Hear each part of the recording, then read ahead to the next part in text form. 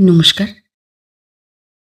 গল্পসঙ্গীত গল্পের আসরে সকল শ্রোতা বন্ধুদের স্বাগত জানাই। গল্পসঙ্গীত আজকের নিবেদন সমরেশ বসুর লেখা গল্প দুলে বাড়ির ভাত।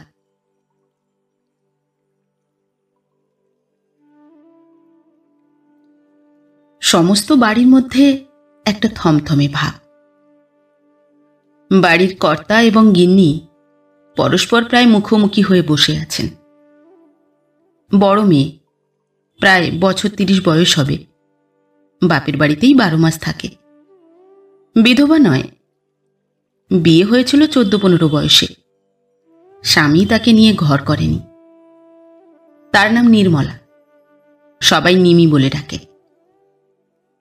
নিমি সেই ঘরেই দরজার কাছে বসে রয়েছে। গালে হাত দিয়ে এমনভাবে বাইরের দিকে তাকিয়ে রয়েছে যেন এইমাত্র কোনো ভয়ঙ্কর দুর্ঘটনার খবর শুনে ভয়ে বিস্ময়ে ব্যথায় একেবারে পাথরের মতো হয়ে গিয়েছে।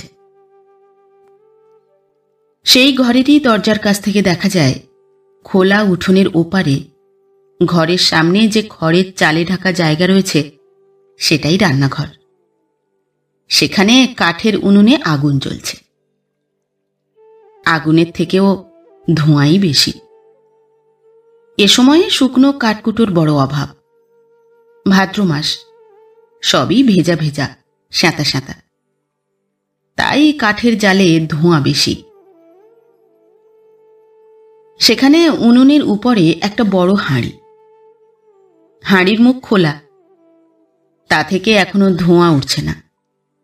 কারণ অমি, যার পুরো নাম অমলা, যার বয়স বছর ১৮-র বেশি না, এখনো আইবুড়ো, ও এইমাত্র একটা ২.৫ কেজি ওজনের ডিংলে টুকরো টুকরো করে হাঁড়িতে দিয়েছে। হাঁড়িতে জল আছে, ডিংলে সেদ্ধ হবে। কুমড়োকেই বর্ধমানের লোকেরা ডিংলে বলে। অমি বসে আছে হাঁটুর উপরে হাত রেখে, হাতের উপরে গাল চেপে, উঠোনের মাঝখানে তাকিয়ে আছে। ওর বড় বড় কালো চোখ দুটির চাহনিও প্রায় সেই রকম, যেন দুঃখে ব্যথায় হতাশায় কথা বলতে ভুলে গিয়েছে। ওকে দেখে মনে হচ্ছে যেন খুব শোক পেয়েছে। ওর খোলা চুলগুলো কাঁধের এক পাশ দিয়ে পিঠে ছড়ানো। উঠোনের মাঝখান থেকে দৃষ্টি তুলতে গেলে পাছে কারুর সঙ্গে চোখাচোখি হয়, এটাও যেন ওর একটা ভয়। নিমি অমি ২ বোন, দুজনে দেখতে প্রায় একই রকম। তবে অমির এখনো বয়স কম, রংটাও একটু বেশি ফর্সা, তাই ওকে দেখলে প্রায় সুন্দরী বলতে ইচ্ছে করে। ওর বয়সে হয়তো নিমিও এইরকমই ছিল। নিমির চোখ দুটি এমনিতে দেখে মনে হয় ওর চাহনি বোধহয় ছোট বোনের থেকেও সুন্দর ছিল। কেননা নিমির চোখ কেবল বড় আর কালো না, টানা টানা। কর্তার বিড়িটা অনেকক্ষণ নিভে গিয়েছে, সেটা উনি আঙুলের ২ ফাঁকে ধরে আছেন। পরনে একখানি খেটে ময়লা ধুতি, আদুর গায়ে পৈতাটি এলিয়ে রয়েছে। আর চক্রবর্তী গৃহিণী লাল পাড় খাটো শাড়ি জড়িয়ে আছেন, চোখে মোটা কাচের চশমা। তিনি স্বামীর দিকে তাকিয়ে নেই, মাটির দেওয়ালের দিকে যেন দিশেহারা হয়ে চেয়ে আছেন। চক্রবর্তী মশাইয়ের চোখের ভাব অনেকটা ভাবলেশহীন। কদিন ধরে অনবরতই প্রায় বৃষ্টি হয়েছে। আজ রোদটা খুবই চড়া। কথায় বলে ভাদ্রের রোদ আর আশ্বিনের কোষ বড় খারাপ। উঠোনের ওপর পিছনের বাঁশঝাড়ের খানিকটা ছায়া পড়েছে খিড়কির কাছ ঘেঁষে।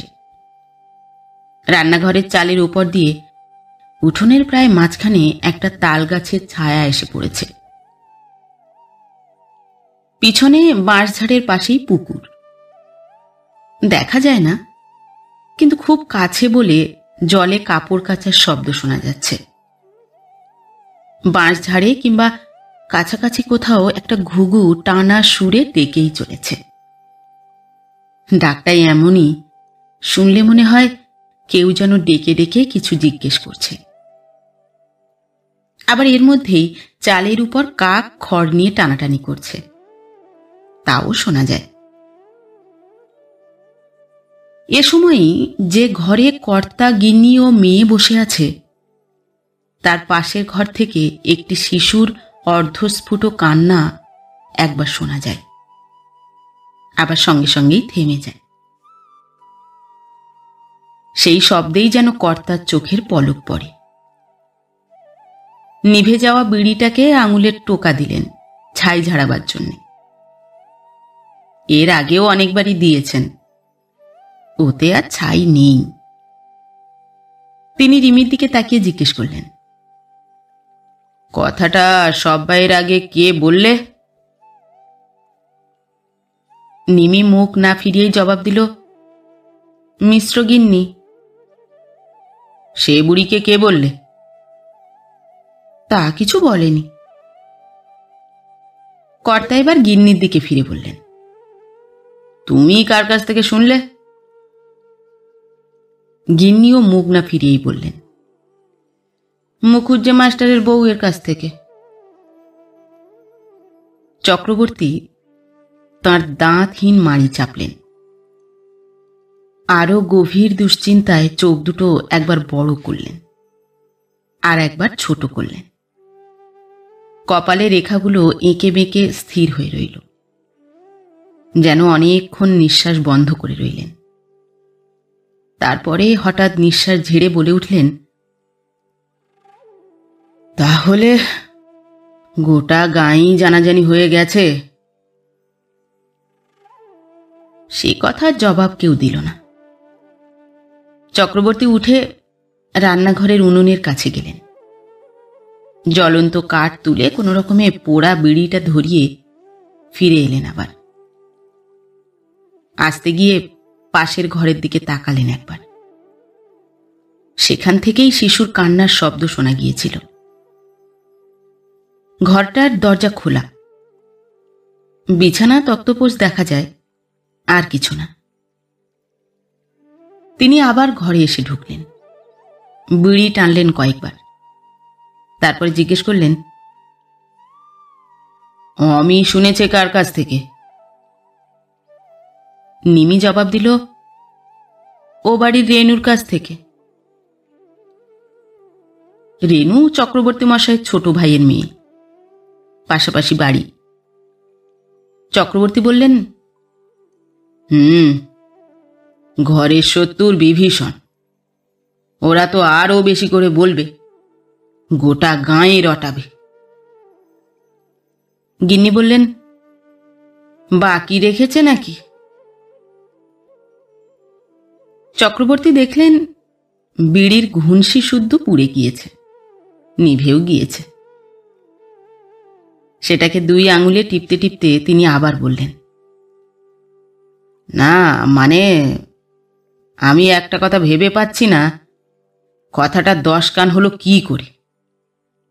ঘটনা যখন চুপিসারেই ঘটেছে, তখন জানাজানিটা হলো কেমন করে? নিমি বলল, তুমি যেন একতরো এমন কথা বলো, কথাটা কে ফাঁস করেছে তা আবার কেউ বলে নাকি? কর্তা বললেন, তাহলে গোবরা হারামজাদা, নয়তো ওর বউটাই ফাঁস করেছে। গিন্নি মোটা কাচের ভেতর থেকে চোখ পাকিয়ে প্রায় ফুঁসে উঠলেন। বাজে কথা কয়ো না, মিছিমিছি ওদের গালিগালাজ করা কেন? ওদের কি দায় কেঁদে গেছে পাড়ার লোককে ডেকে বলবার? কিন্তু ঘটনাটা তো ওদের বাড়িতেই ঘটেছে নাকি? ঘটলেই বা, ওরা নিজেরা লুকিয়ে লুকিয়ে কাজ করবে, আবার নিজেরাই কখনো ফাঁস করে? তা করতে পারে, ভাবলে হয়তো একবার কালী চক্রবর্তীর পেছনে কাটি দেওয়া যাক। তোমার মাথা আর মুন্ডু। গিন্নি আবার ফুঁসে উঠলেন, বললেন, গোবরার বউ মন্দোদরীকে আমার ভালোই জানা আছে, ও কখনো অমন কাজ করবে না। নিমি সায় দিয়ে বলল, আমারও তাই বিশ্বাস। ও যা মেয়ে, তাতে ওর মুখ থেকে কেউ কথা বের করতে পারবে না। চক্রবর্তী মুখখানি বিকৃত করে বললেন, হ্যাঁ, সেসব আমার জানা আছে। মদ গিলে যা কাণ্ড করে। গিন্নি আবার মুখ থাবাড়ি দিলেন, বললেন, তা সে তার নিজের ঘরে বরের সঙ্গে যা খুশি তাই করুক, কারুর ভিটের পাড়ায় গিয়ে অন্যের সঙ্গে রেলা করেনি তো। হয়তো সেই মুখেই কথা বেরিয়ে গেছে, কেউ শুনতে পেয়েছে। এবার গিন্নি নিমিকে সাক্ষী মানে বললেন, শুনছিস তো, তোর বাপের হাড় জ্বালানে কথা শুনেছিস? এখন ওই ছুরিটার সব দোষ হলো। তবু একবার বলবে না হ্যাঁ এমন কেলেঙ্কারি হলো কেন? কেন এখন গিয়ে সেই পটেশ্বরীকে জিজ্ঞেস করতে পারো না সে অমন কাজ করলে কি করে? কর্তা বললেন, পটেশ্বরী না রাক্ষসী? অত বড় মন্বন্তর গেল যুদ্ধের সময়, তখনও তো এ বাড়িতে এমন ঘটনা ঘটেনি। নিমি বলল, আহা, তখন কি তোমার এমন 4 টাকা সে চাল হয়েছিল? তা না হোক, তবু সেবারে কলকাতায় হাজার হাজার লোক মরেছিল। আমাদের বর্ধমান জেলায় কিছু হয়নি বটে, কিন্তু এবার আর কটা লোকের মরার খবর শোনা যাচ্ছে, সেবারের মতন কিছুই না। তবু আমার বাড়িতে, কালী চক্রবর্তীর বাড়িতে এমন কেলেঙ্কারি, বংশে এত বড় কলঙ্ক। বলতে বলতেই কর্তা হঠাৎ রুদ্র হয়ে উঠলেন। 2 পাক ঘুরে প্রায় চিৎকার করে বললেন, রাক্ষসীকে আজ কেটে 2 খান করব আমি। বলে দরজার দিকে এগোতেই নিমি বাবার হাত চেপে ধরল, বলল, এখন কিছু করতে যেও না। না, আমাকে ছেড়ে দে, একবার হা মুখ আমি চিরে দেখি কত বড় সেটা। নিমি আরো জোরে চেপে ধরে বলল, না, এখন তুমি কিছুই বলবে না। বেন্দা আসুক, তারপরে যা বলার বলো। যার জিনিস সেই তার ব্যবস্থা করবে। চক্রবর্তী থেমে যান। কথাটা ভাববার মতো মনে হলো তাঁর। হ্যাঁ, বৃন্দাবন আসুক, তারপরেই কথাটা তোলা যাবে। ইতিমধ্যে বাড়ির পিছন থেকে ছাগলের ডাক শুনে নিমি চেঁচিয়ে বলে ওঠে, যাই সোনা, যাচ্ছি। নিমি উঠতে উঠতে আবার বাবাকে বলে, মাথা গরম করো না, সত্যি মিথ্যে বলেও একটা কথা আছে তো।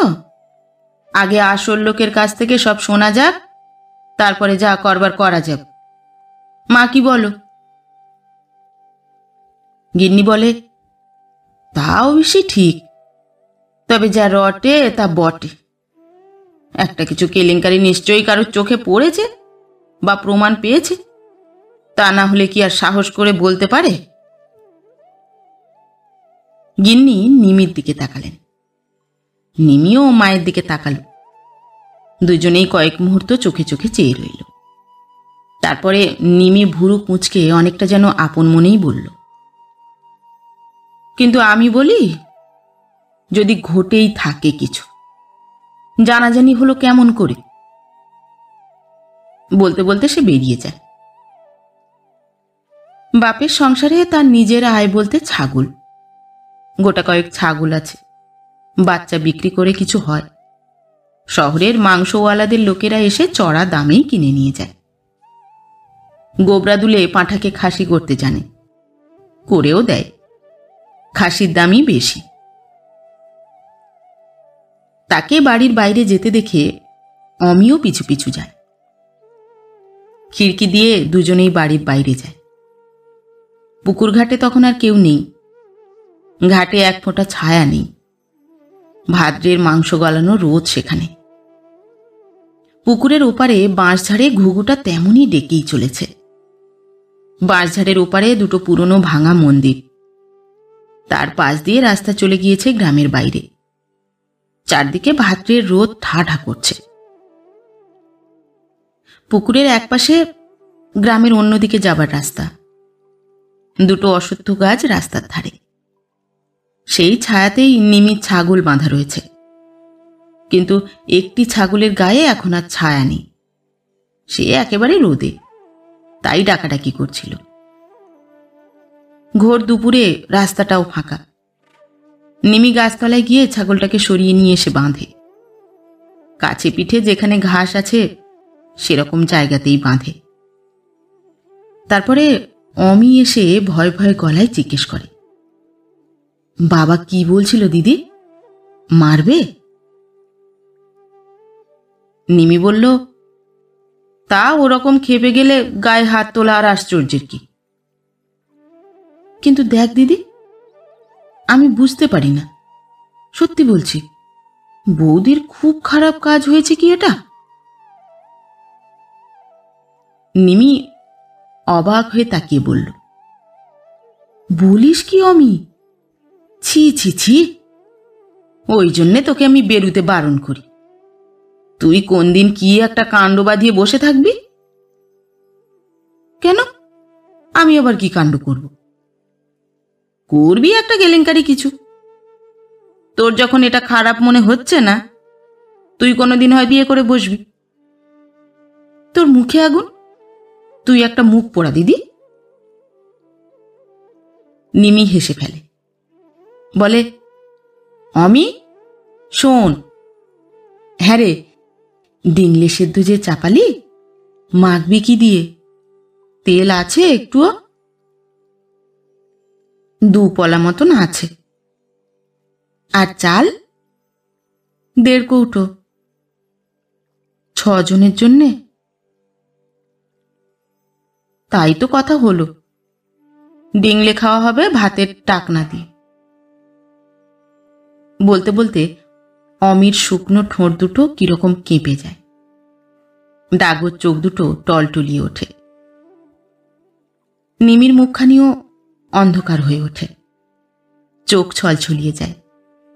বোনের পিঠে একটা হাত রেখে বলল, কাঁদিস না, এ বছরটাই এত বেশি কষ্ট। অমি বলল, বাবা তো 1 বিঘে জমি এ সময় বিক্রি করে দিতে পারে, 1,5-2 হাজার টাকা তো পাওয়া যাবে। ও কি বলছিস অমি? মাত্র তো 7 বিঘে জমি আমাদের, তাতেই কয়েক মাসের চালটা হয়।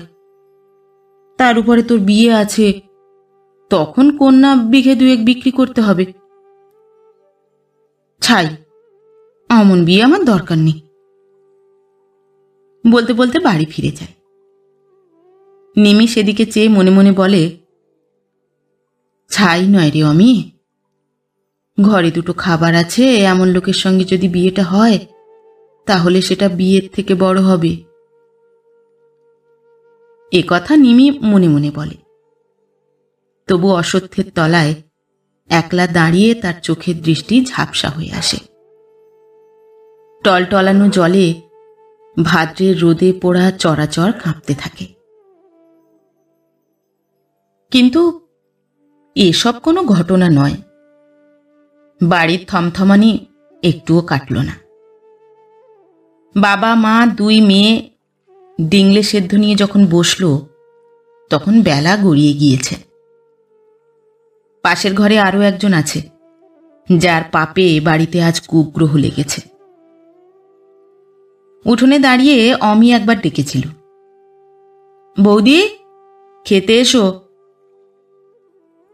ঘরের ভিতর থেকে জবাব এসেছে, তোমরা খেয়ে নাও, আমি খাবো না। তৎক্ষণাৎ চক্রবর্তী চিৎকার করে উঠেছিলেন, মুখ নেড়ে কথা বলতে লজ্জা করছে না, কালামুখী। নিমি তখন আবার বলেছে, থাক বাবা, এখন কিছু বলো না, বেন্দা আসুক তারপরে। তখন আর একবার শিশুর কান্না শোনা গিয়েছিল, 1 মুহূর্তের জন্যে। সঙ্গে সঙ্গেই আবার চুপ হয়ে গিয়েছিল। সকলেই ডিংলে সেদ্ধ খেয়েছিল ভাতের বদলে। তাতে ক্ষুধা হয়তো মিটেছে, কিন্তু বুকের মধ্যে একটা যন্ত্রণা কুরে কুরে খেয়েছে। একটা প্রচণ্ড ক্ষোভ এবং দুঃখ সকলের বুকের মধ্যে রুষে রুষে উঠেছে। সবাই এক মুঠো করে ভাত খেয়েছে। ঠিক এক মুঠো বলতে যা বোঝায়।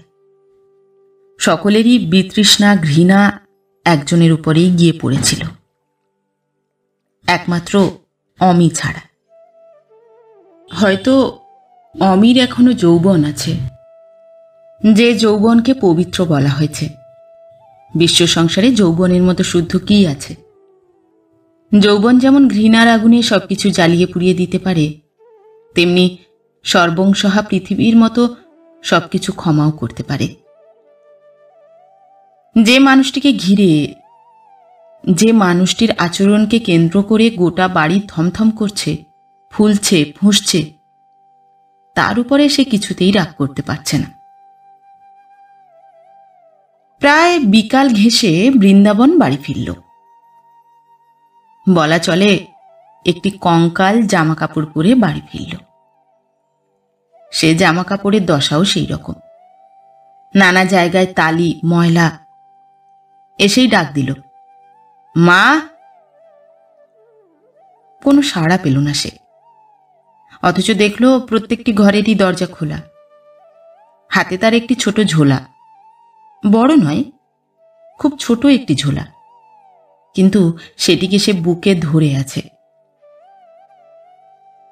কোনো ঘর থেকেই কেউ এলো না দেখে সে আবার ডাকল, দিদি, দিদি, কোথায় গেলি রে? তখনও কোনো সাড়া পাওয়া গেল না। বৃন্দাবন রান্নাঘরের দাওয়ার দিকে তাকিয়ে দেখল অমি সেখানে পা ঝুলিয়ে বসে আছে। জিজ্ঞেস করল, কিরে অমি, কেউ বাড়ি নেই? ছাত্রের বাড়ি থেকে আজ 2 কিলো চাল নিয়ে এলাম মাইরি, আর বাড়িতে কারোর কোনো পাত্তা নেই। অমি একবার ঝোলাটার দিকে তাকালো, তারপরে বাবার ঘরের দিকে। দেখে বৃন্দাবনের সন্দেহ হল, কোথায় একটা কি গোলমাল ঘটেছে। সে উঠোনের আর এক পাশে গিয়ে উঁকি মেরে দেখল বাবার ঘরে কে আছে। দেখল আবার সেখানে বাবা মা দিদি সবাই রয়েছে।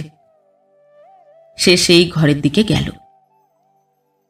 দাওয়ার উপর উঠে দরজার সামনে দাঁড়িয়ে বলল, কি গো, তোমরা সব এমনি করে বসে আছো কেন? কোনো বিপদ আপদ হয়েছে নাকি? কেউ কোনো জবাব দিল না। কেবল কালীনাথ চক্রবর্তী বললেন, তুমি গায়ক মানুষ, যাত্রার দলের অ্যাক্টর, তা ছাত্রদের সব শেখানো হলো? বৃন্দাবনের ভুরু কুঁচকে উঠল। বলল, দেখো বাবা, বাজে কথাটি কইও না। তোমার তো সে মুরদও নেই। তোমার বাপ কি রেখে গেছিল তার উপর আজও চালিয়ে যাচ্ছ। আমাকে তো তবু কিছু ছেলে মানে, পেটে শলা ইঁদুরে ডন মারছে। তবু যা হোক, তাদের সঙ্গে থেকে কিছু একটা শিখিয়ে পড়িয়ে কিছু চাল জোগাড় করে এনেছি। এখন মেলা ক্যাঁচ ক্যাঁচ না করে বলো দেখিনি কি ঘটেছে। তবুও কেউ কিছু বলতে চায় না। মা কাঁদতে লাগলো। নিমিরও প্রায় সেই দশা। বৃন্দাবন তখন একটু উদ্বিগ্ন ও চিন্তিত হয়ে উঠল। সে প্রায় ভয় পাওয়া গলায় জিজ্ঞেস করল, বাবা, বলছো না কেন? কি ঘটেছে? আর এমন দগ্ধে মেরো না। শিবানী আর ওর ছেলেটা ভালো আছে তো? তখন চক্রবর্তী বললেন, তোমার শিবানীকে ডেকেই তা জিজ্ঞেস করো না। বৃন্দাবন আরো ভাবিত হয়ে পড়ল। জিজ্ঞেস করল, কি হয়েছে? কিছুক্ষণ অপেক্ষা করে চক্রবর্তী শেষ পর্যন্ত নিজের মুখে বললেন সমস্ত কথা। জানালেন তার পুত্রবধূ বৃন্দাবনের স্ত্রী গোবরা দুলের বাড়িতে পরশুদিন ভাত খেয়েছে। দুলে বাড়ির ভাত, বামুনের বউয়ের পেটে। ছি ছি ছি, তার আগে অমন ব্যাটার বউ কেন শ্বশুর শাশুড়ি ননদ স্বামী পুত্রের মুখে বিষ তুলে দিয়ে যায়নি? গায়ে যে আর টেকা যাবে না। বৃন্দাবন অনেকক্ষণ চুপ করে থেকে ডাক দিল, আমি তোর বৌদিকে এ ঘরে ডাকতো একবার। নিমি বলে উঠল, কেন বাপু ঝামেলা বাড়ানো, ঘরে গিয়েই কথা বলো না। তার আগেই অমি গিয়ে ডাকল। বৃন্দাবনের স্ত্রী শিবানী এসে দাঁড়াল, মাথায় খানিকটা ঘোমটা, তবু মুখখানি পরিষ্কার দেখা যায়। সকালবেলা পুকুরে চান করে সিঁদুরের টিপ পড়েছিল, সেটা এখন অনেকখানি গলে গিয়েছে, তবু টের পাওয়া যায়। একটা ঢলঢলে সেমিজের উপর জ্যালজেলে একটা লাল পাড় শাড়ি, উপবাসে শুকনো মুখ, বড় চোখ দুটি আরো বড় দেখাচ্ছে। শরীর ভাঙনের মুখে, তবু মনে হয় একটি মিষ্টি মুখ, ডাগর চোখ বউ এসে দাঁড়াল। বৃন্দাবন জিজ্ঞেস করল, হ্যাঁ রে বউ, তুই গোবরা দুলের বাড়ি ভাত খেয়েছিস পরশু? বউ একটু চুপ করে থেকে বলল, খেয়েছি। কেন? মন্দোদরি খেতে বলল, বড্ড খিদে পেয়েছিল। ছেলেটার গলা শুকনো, বুকে একটু দুধ আসছিল না। সরল সহজ জবাব। তবু বৃন্দাবন বলল, তা বলে তুই দুলে বাড়ির ভাত খাবি? গায়ে টিকবো কেমন করে? শিবানী মাথা নিচু করেছিল, তেমনি ভাবেই বলল, মন্দোদরি বললে কি না? তোমার লজ্জা কি বৌদি? তোমার শাশুড়ি, বড় ননদ সবাই আমার ঘরে লুকিয়ে ভাত খেয়ে যায়। তুমি না হয় ছেলেটার জন্য দুটো খাবে, মিনসে জোগাড় করতে পারে, তাই বলছি, নইলে। শিবানী কথা শেষ করতে পারে না, চোখে জল এসে পড়ে, কথা বন্ধ হয়ে যায়। নিমি একবার চিৎকার দিয়ে ওঠে, মা! কিন্তু মায়ের কাছ থেকে কোনো জবাব আসে না। তিনি মাটিতেই পাশ ফিরে শুয়েছিলেন। তাঁর শরীরটা থরথর করে কাঁপছিল, ফুলছিল। নিমিও হঠাৎ সরে গিয়ে মায়ের পাশে শুয়ে পড়ে। ওরও শরীরটা ফুলতে থাকে, কাঁপতে থাকে। চক্রবর্তী অবাক চোখে স্ত্রী আর কন্যার দিকে তাকিয়ে থাকেন। রান্নাঘরের দাওয়ায় অমি চুপ করে বসে আছে, মাথা নিচু, ওর চোখেও জল। শিবানী সেই যে মাথা নিচু করেছে, আর তোলেনি। বৃন্দাবন বউয়ের কাঁধে হাত রেখে বলল, চল ঘরে যাই, চাল এনেছি, রান্না কর, আজকে রাতটার মতো হোক, আবার দেখা যাবে। বউ তবু দাঁড়িয়ে থাকে। তখন বউয়ের শরীরটাও ফুলে ফুলে উঠছে। বৃন্দাবন বলল, অমন করিস না, মায়ের ভাগই আমার বাবা, তোর ভাগই আমি। দুলেদের আমি চিনি, ওদের ভাত আমাদের থেকে খারাপ না। ওদের একটাই দোষ, ওরা দুলে। চল। বউকে সে হাত ধরে ঘরের দিকে নিয়ে যায়।